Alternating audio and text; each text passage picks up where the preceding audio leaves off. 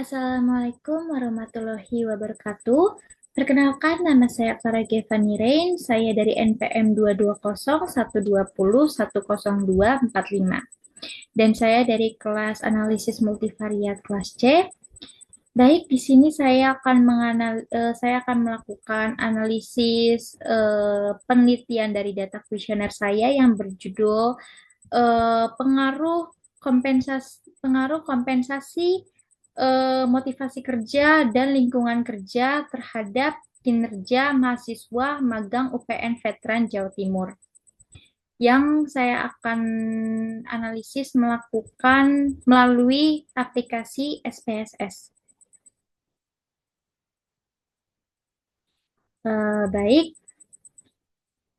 sekarang saya akan melakukan share screen.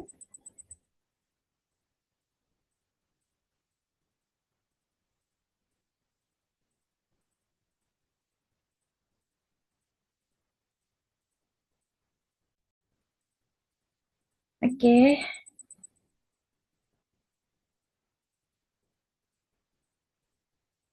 baik.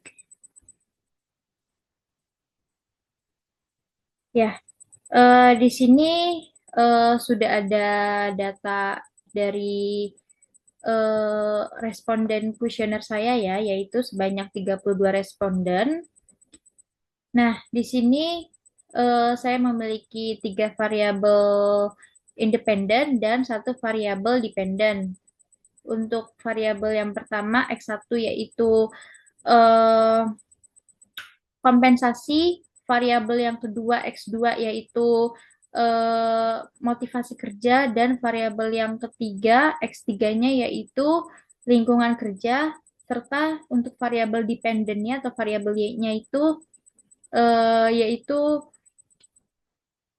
kinerja mahasiswa ya. Baik, di sini masing-masing dari variabel saya memiliki 5 item ya. Jadi di variabel X1 saya memiliki 5 item, di variabel 2 juga, variabel 3 juga, dan juga di variabel Y saya ya. Saya juga memiliki 5 item di sini ya.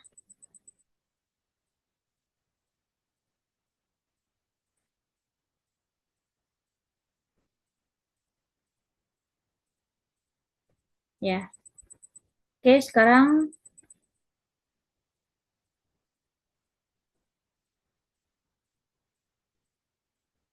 baik.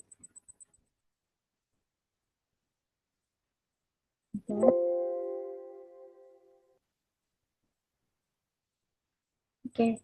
Nah, di sini saya akan memasukkan terlebih dahulu variabel saya satu-satu ya.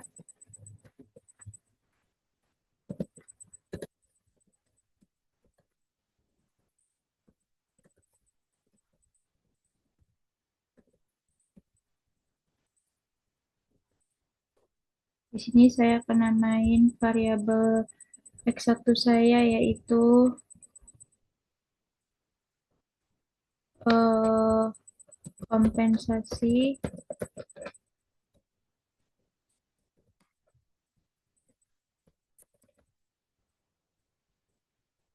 kemudian di sini kita mengisi variabel X2.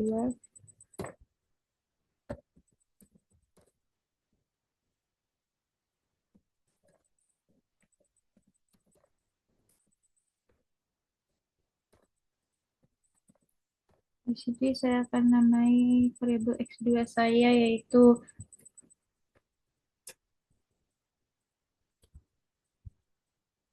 motivasi ya, motivasi kerja.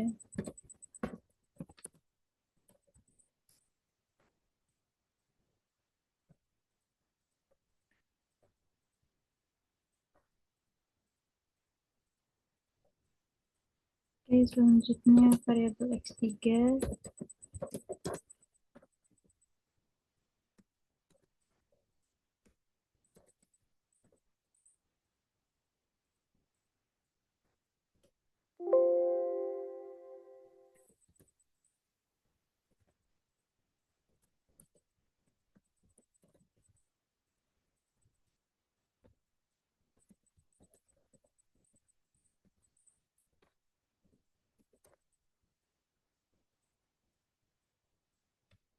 Di sini saya namai X3 saya yaitu lingkungan kerja ya.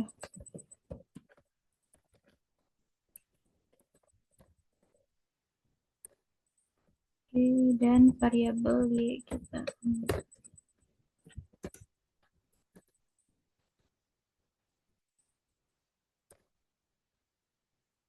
Oke, di sini kinerja.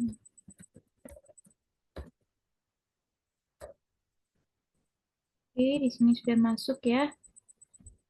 Lalu kita akan memasukkan data kita per variabel terlebih dahulu.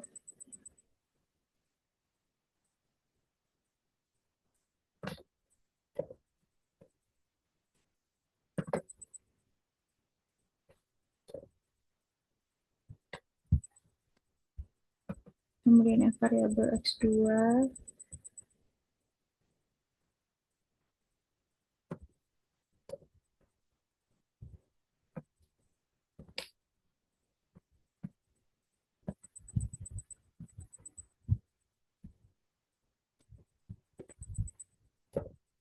Kemudian kita masukkan yang data variabel X3.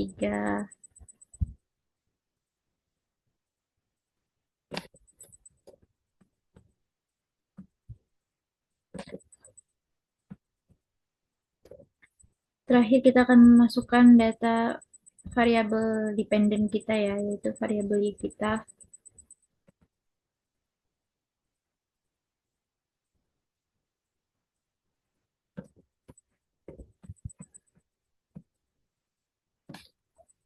Oke, sekarang udah masuk. Sekarang kita langsung melakukan analisis. Yang pertama, analisis uji validitas.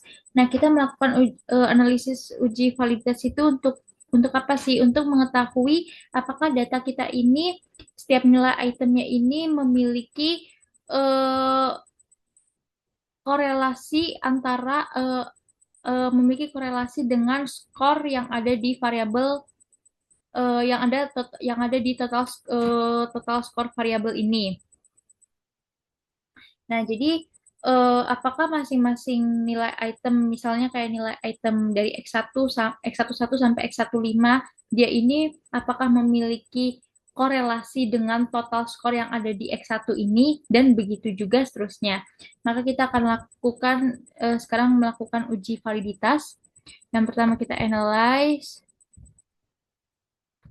kemudian correlate, bivariate, kita akan masukkan satu persatu variabel ya. Dan di sini total skornya juga ikut ya. Kita langsung oke kan.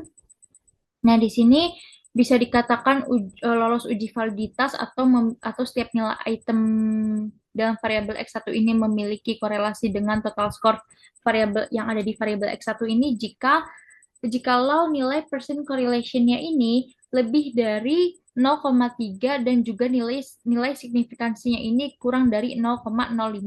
Nah, di sini kita bisa melihat ya bahwa di setiap nilai item dalam variabel X1 kita ini dia ini memiliki nilai percent correlation lebih dari 0,3 dan juga nilai signifikansinya di sini kurang dari 0,05 semua ya, setiap nilai itemnya.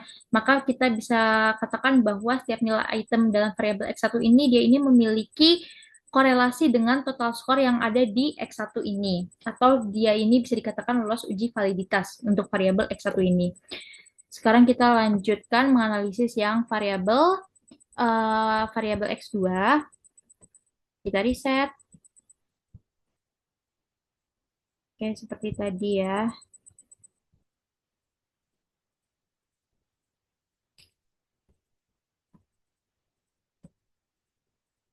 Oke. Nah, bisa dilihat di sini juga bahwa setiap nilai item dalam variabel X2 ini dia ini memiliki korelasi dengan total skor yang ada di variabel X2 ini ya. Karena setiap nilai item dalam variabel X2 ini percent correlation-nya ini memiliki nilai di atas 0,3 dan nilai signifikansinya di sini setiap item dalam variabel X2 ini nilai signifikansinya di bawah 0,05 ya, maka bisa dibilang bahwa variabel X2 lolos uji validitas. Kemudian kita akan lanjutkan untuk yang variabel X3.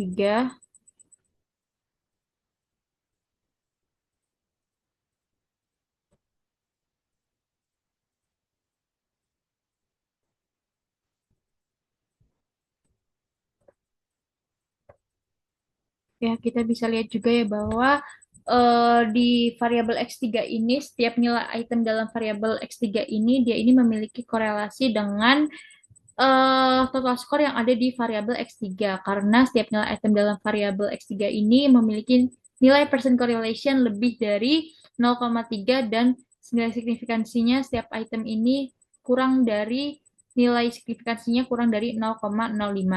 Maka bisa dibilang bahwa X3 ini lolos uji validitas. Kemudian kita akan menganalisis yang variabel Y.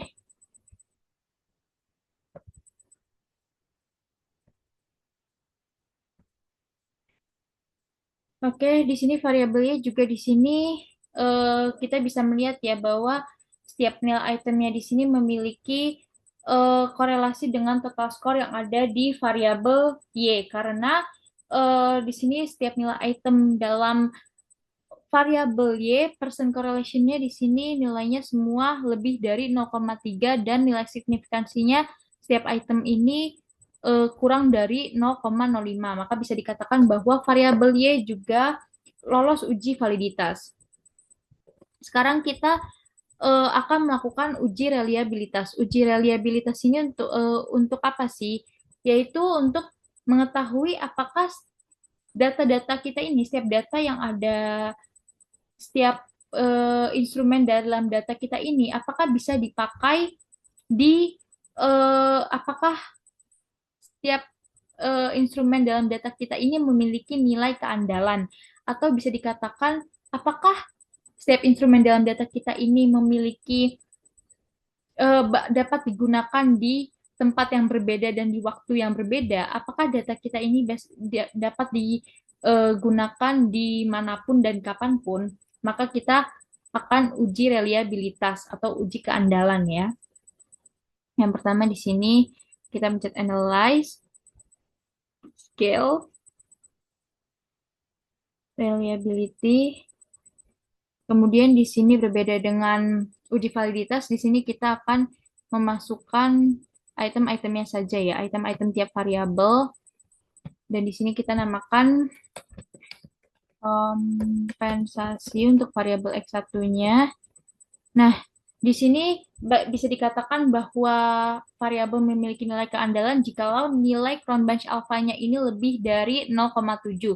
Nah, kita bisa lihat ya bahwa X1 ini nilai Cronbunch alpha-nya ini lebih dari 0,7, maka bisa dikatakan bahwa dia ini memiliki nilai keandalan atau lolos uji reliabilitas. Kemudian kita analisis yang variabel X2.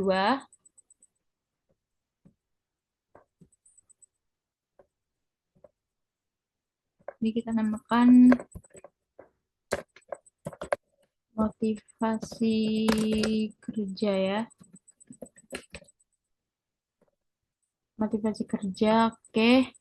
Nah, di sini kita juga bisa lihat ya bahwa variabel motivasi kerja atau variabel X2 ini dia ini memiliki nilai keandalan karena dia ini memiliki nilai Cronbunch alpha-nya lebih dari 0,7 yaitu 0,892. Kemudian kita akan menganalisis yang variabel X3.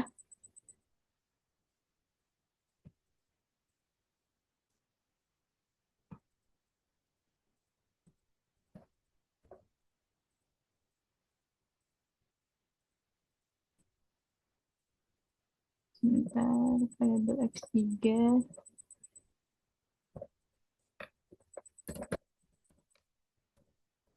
Lingkungan kerja. Oke. Nah, di sini kita juga melihat ya bahwa eh, nilai variabel lingkungan kerja ini atau nilai variabel X3 ini memiliki nilai keandalan karena nilai Cronbach alfanya di sini lebih dari 0,7 ya, yaitu 0,798. Makanya bisa dikatakan bahwa X3 ini memiliki nilai keandalan atau lolos uji reliabilitas. Kemudian kita akan menganalisis yang variabel dependent kita atau variabel Y.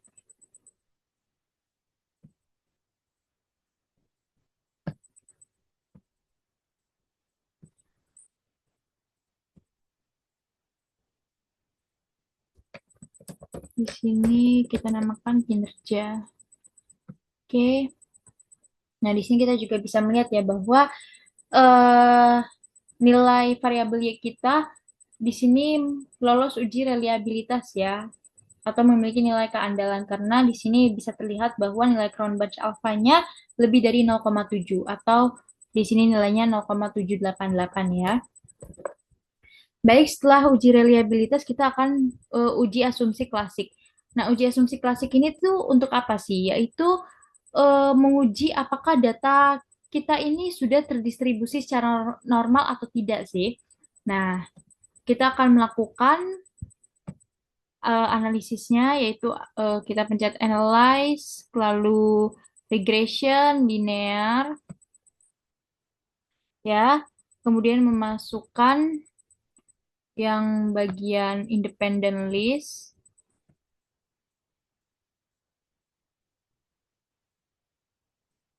seperti ini ya. Dan juga yang bagian dependent ke Y. Yang bagian ini ke dependent. Kemudian di sini kita pencet statistiknya. Di sini kita akan menceklis Darwin-Watson. Di sini gunanya untuk mengetahui eh, autokorelasi ya.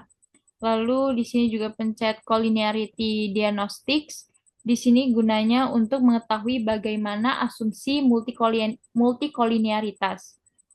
Oke, kemudian di sini kita pencet plots juga. Bagian spread ini kita taruh di X ya. Dan bagian S residual ke Y ya.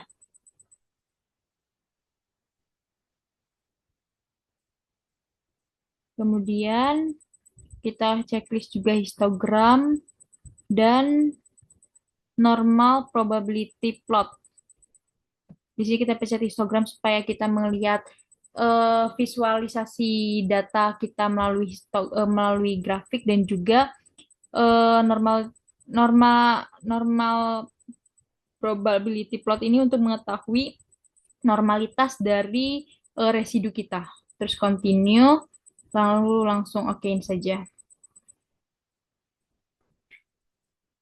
Oke, di sini kita dapat mengetahui ya bahwa data kita memenuhi uji normalitas jikalau data kita ini grafiknya ini berbentuk lonceng. Kita bisa lihat ya bahwa grafik data kita ini berbentuk lonceng ya. Dan juga di sini kita bisa melihat bahwa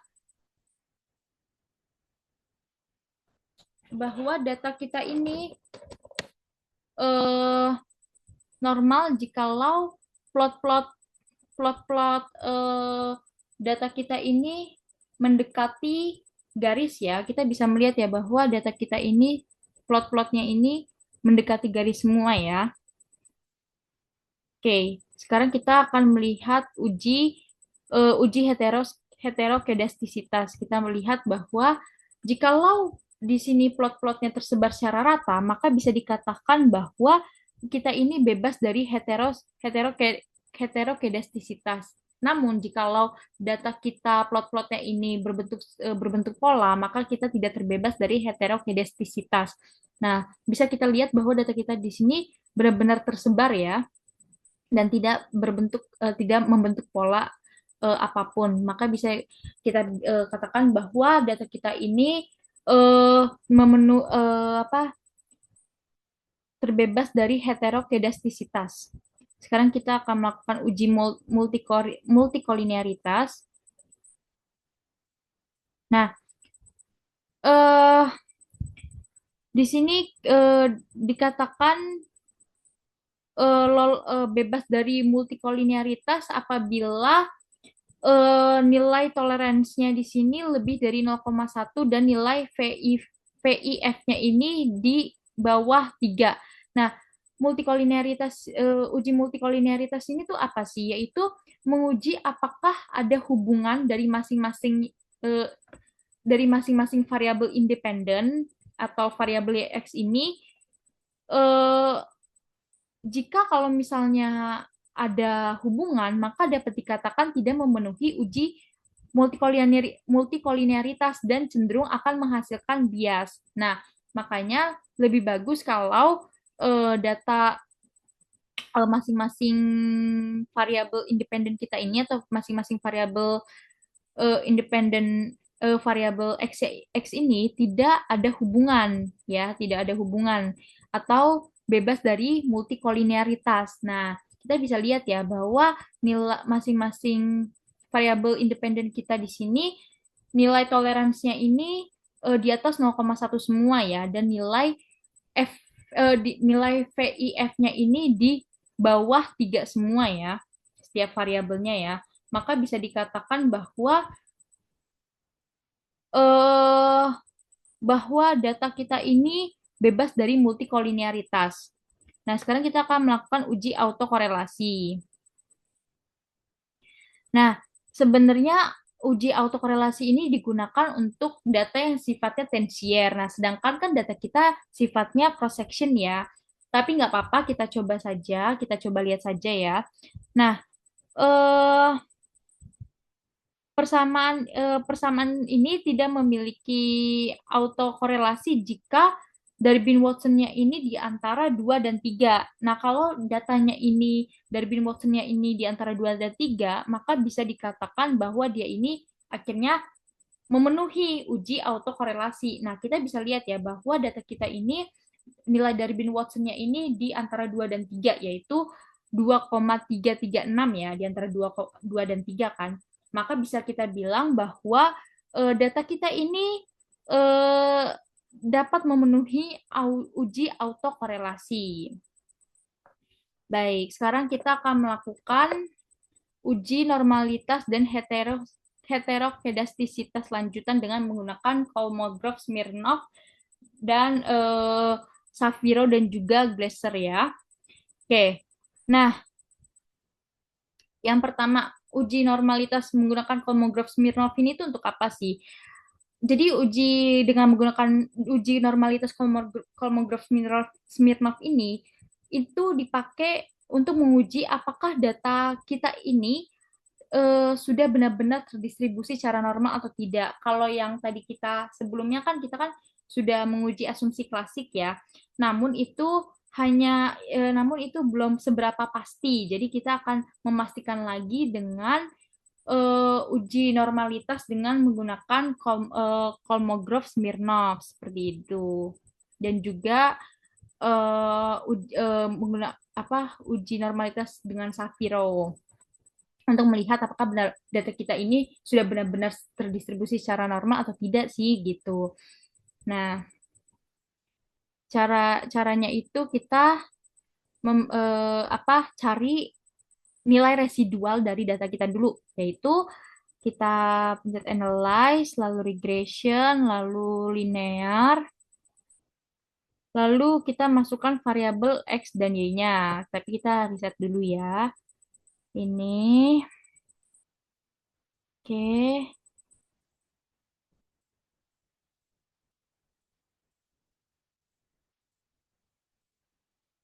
Oke, mana variabelnya? Nah, ini. Kemudian, setelah itu, nah, kita pencet yang save.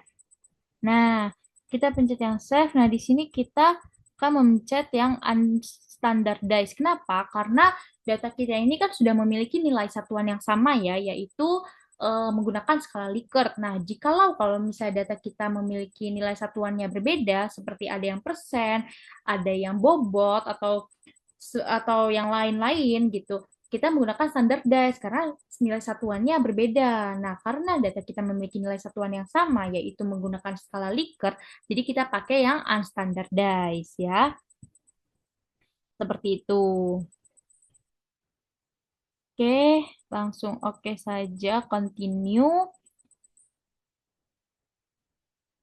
Oke, nah di sini langsung oke. Nah, sudah kita lihat langsung ke sini saja. Nah, di sini kita sudah dapat nilai residual dari data kita ya.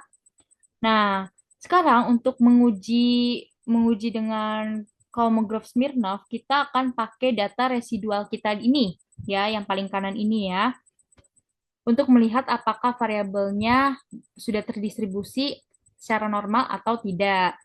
Oke, kita analyze, deskriptif, explore. Nah, masukkan yang standardized ini ke dependent. Oke, ya. Lalu kita pencet yang plot ini, kita klik yang histogram untuk melihat eh, distribusi kita secara visualnya ya. Lalu kita pencet yang juga normality plots with test. Di sini untuk kita mendapatkan hasil uji Kolmogorov-Smirnov, Shapiro, dan kita dapat melihat p-plotnya. Continue. Oke, langsung saja kita pencet oke. Nah, oke. Nah, di sini kita bisa melihat ya, ada di sini Kolmogorov Smirnov dan juga Sapirowicz.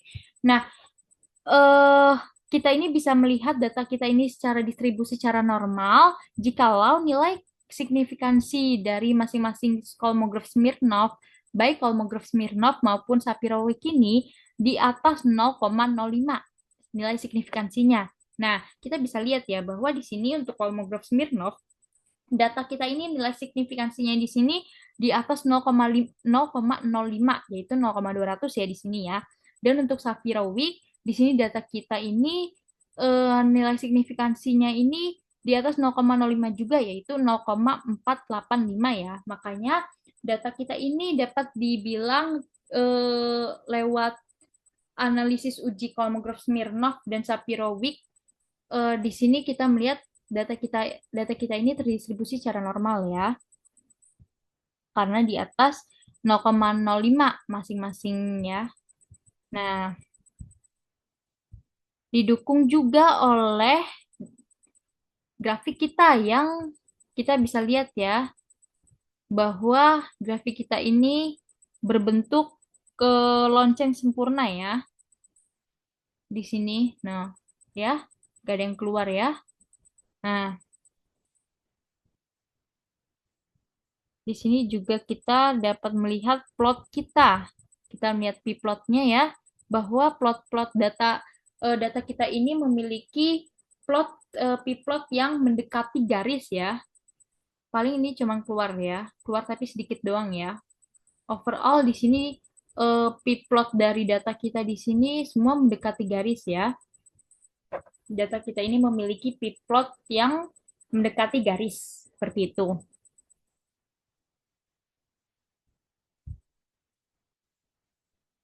Nah, sekarang kita akan melakukan, nah di sini juga kita melihat ya,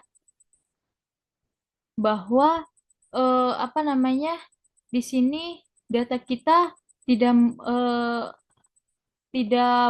tidak membentuk pola apapun ya. Di sini data kita benar-benar tersebar ya, nggak membentuk pola apapun ya. Jadi kita bisa katakan bahwa data kita ini terdistribusi secara normal ya.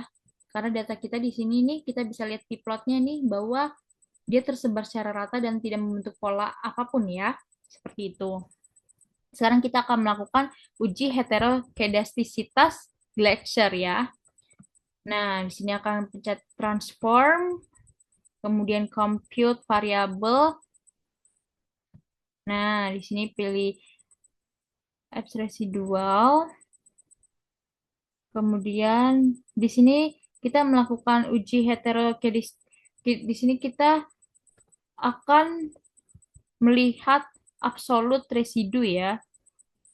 Untuk melihat absolute residu. Nah, kemudian ini ini kita pindah ke sini. Nah,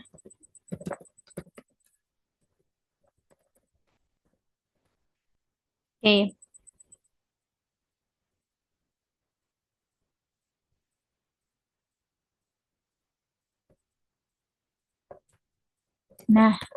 Nah, di sini sudah terlihat ya, kita sudah melihat absolut residualnya ya, bahwa di sini itu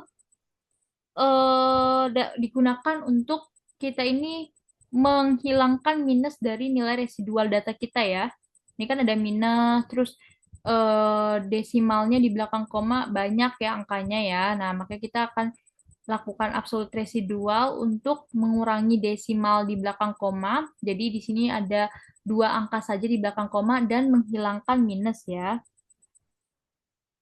Seperti itu. Nah, selanjutnya kita akan melakukan regresi dengan si absolute residual ini dari masing-masing variabel ya. Kita pencet analyze, regression, linear. Nah, kita reset dulu. Kemudian kita di sini masukkan yang independent list-nya ya.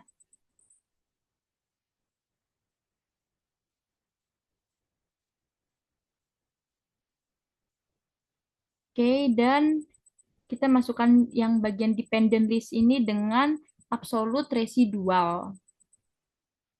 Oke,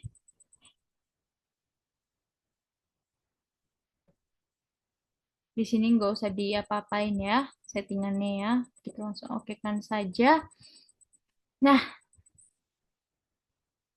di sini kita bisa katakan bahwa data kita ini tidak ada bahwa data kita ini tidak ada gejala heterokedastisitas apabila masing-masing variabel independen kita ini tidak berpengaruh terhadap absolut residual ya. Nah, kita bisa lihat di sini ya bahwa eh, nilai signifikansi dari uji baik dari uji F maupun uji T ini harus di atas 0,005 supaya dia ini bebas dari gejala heterokedastisitas. Nah, kita lihat sekarang data kita untuk uji F-nya nilai signifikansinya ini di atas 0,05 ya. Nih, yaitu 0,748 ya. Dan eh, di bagian uji T ini setiap variabelnya ini memiliki nilai signifikansinya ini juga di atas 0,05 ya. 0,4, 0,3, 0,6 ya. Semua di atas 0,05 ya. Maka bisa dibilang bahwa data kita ini tidak ada gejala heterokedastisitas gitu. Seperti itu. Jadi data kita ini tidak berpengaruh terhadap residualnya dan dapat memenuhi asumsi dan lolos uji heterokedastisitas seperti itu bisa dikatakan. Selanjutnya kita akan menganalisis regresi berganda. Analisis regresi berganda. Baik, kita akan pencet analyze, kemudian regression, kemudian linear. Nah, kita reset dulu. Kita masukkan X ya. Kita masukkan yang X.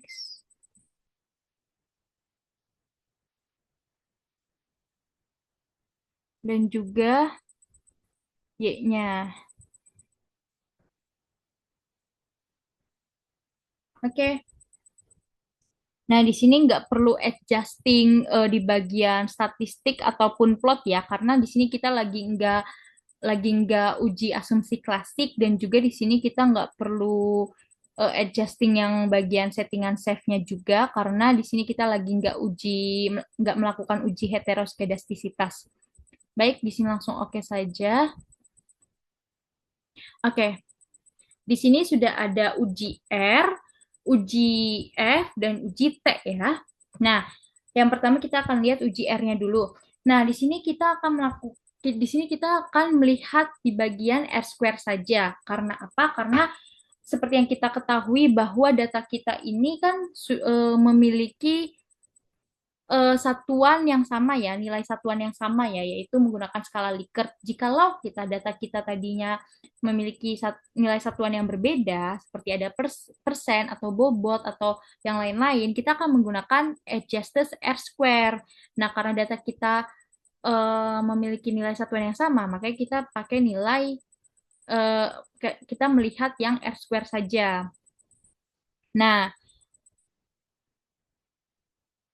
R square ini menunjukkan kalau variabel X1 sampai X3 kita ini mampu menjelaskan variabel Y kita ini sebesar berapa. Nah, kita lihat ya, di sini kan nilai R square kita kan 0,522 ya, atau bisa disebut sebesar 52,2% ya. Maka bisa dikatakan bahwa eh, setiap variabel X kita atau setiap variabel independen kita dapat menjelaskan variabel Y kita sebesar 52,2%. Nah, sisanya itu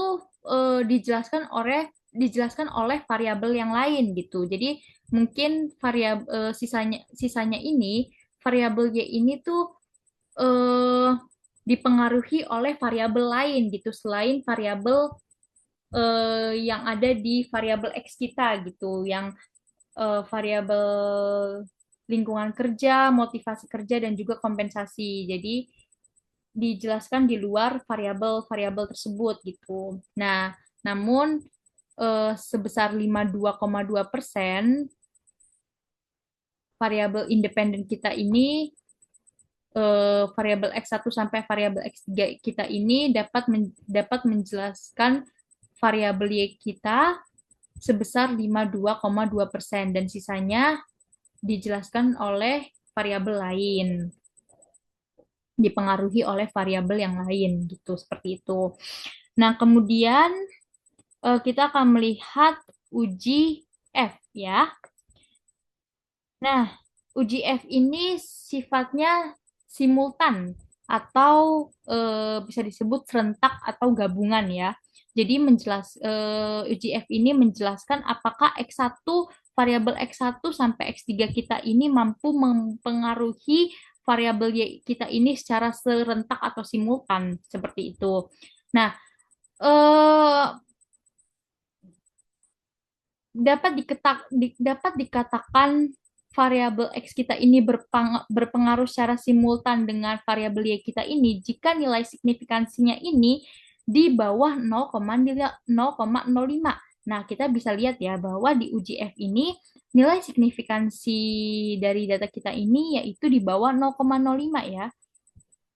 Ya, maka bisa dikatakan bahwa variabel X1 sampai variabel X3 kita ini berpengaruh secara signifikan simultan terhadap variabel Y kita gitu. Nah, sekarang kita melihat yang uji T, yang menggunakan uji T ya. Nah, di sini uji T ini sifatnya parsial atau terpisah atau satu-satu ya. Makanya di sini kan diperlihatkan kan satu-satu ya, satu persatu variabel X3 variabel X kita ya. Nah, di sini dikatakan berpengaruh secara parsial atau setiap masing-masing variabel X kita ini, setiap variabel X kita ini berpengaruh berpengaruh signifikan terhadap variabel Y kita ini jikalau nilai signifikansinya di atas 0, di bawah 0,05, sorry, di bawah 0,05 ya. Nah, Mari kita lihat sekarang. Yang variabel satu, variabel X1 yang kompensasi. Di sini apakah dia di bawah 0,05? Ya, kita bisa lihat ya di sini ya. Kita bisa lihat di sini bahwa eh, nilai signifikansi di variabel kompensasi di sini memiliki nilai di bawah 0,05. Ya, makanya bisa disebut bahwa variabel kompensasi memiliki pengaruh terhadap variabel kinerja, ya. Kemudian kita lihat yang variabel motivasi kerja. Di sini kita lihat bahwa nilai signifikansi dari eh, nilai signifikansi dari variabel motivasi kerja ini di atas di atas 0,05 ya.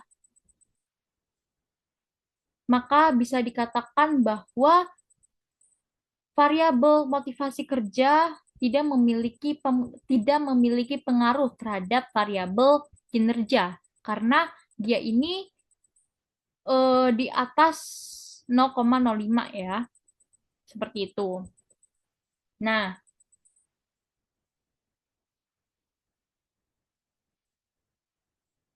di sini kita lihat sekarang variabel yang X3 yaitu variabel lingkungan kerja. Di sini dia terlihat bahwa nilai signifikansinya di sini di bawah 0,05 ya. Maka bisa dikatakan bahwa variabel lingkungan kerja memiliki pengaruh terhadap variabel kinerja ya. Karena di sini dia di bawah nilai signifikansinya di bawah 0,05. Nah, lanjut kita ke uji dominan. Kita di sini melihat nilai betanya ya. Nah, kita lihat kalau koefisien terbesar, kalau koefisien betanya terbesar, itu eh di sini kan kita bisa melihat ya. Di sini kita akan mencari nilai beta yang terbesar. Nah, nilai beta yang terbesar di sini yaitu lingkungan kerja ya, sebesar 0,535 ya. Dia memiliki koefisien beta terbesar ya. Nah, maka bisa dibilang bahwa di sini eh, pengaruhnya pengaruhnya sangat besar ya lingkungan kerja ya.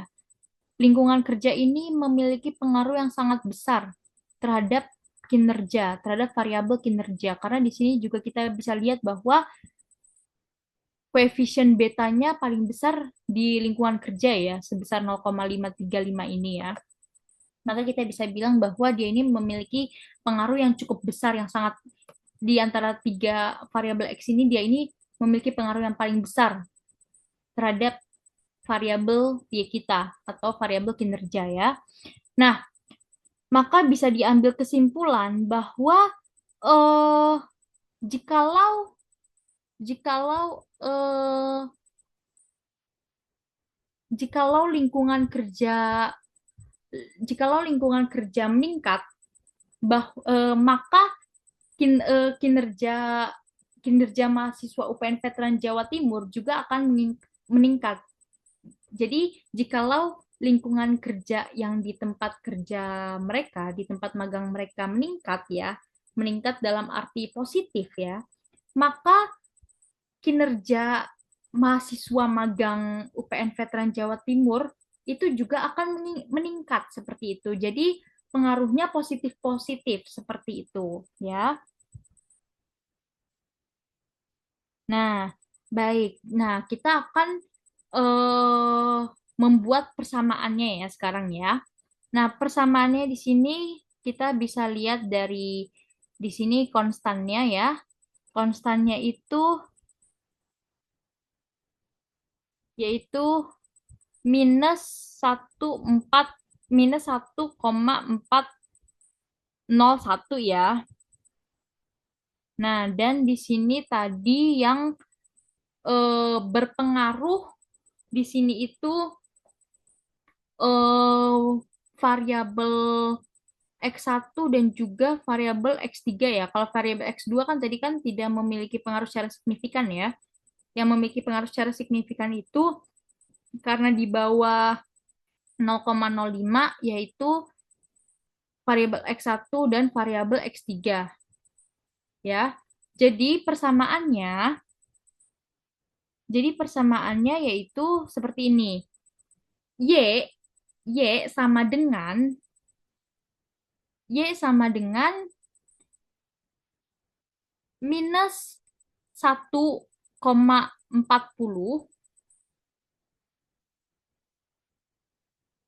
plus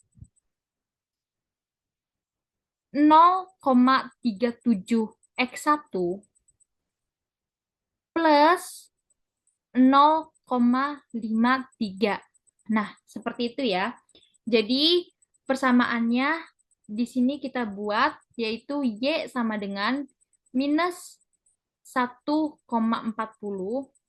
plus 0,37 X1 plus 0,53 X3. Ya, seperti itu.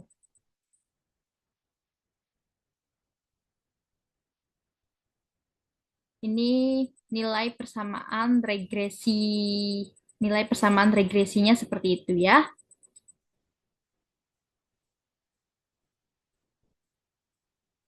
Baik, eh, selesai sudah presentasi dari analisis penelitian kuesioner saya melalui aplikasi SPSS yang berjudul penelitian saya yang berjudul pengaruh kompensasi motivasi kerja dan lingkungan kerja terhadap kinerja mahasiswa magang UPN Veteran Jawa Timur.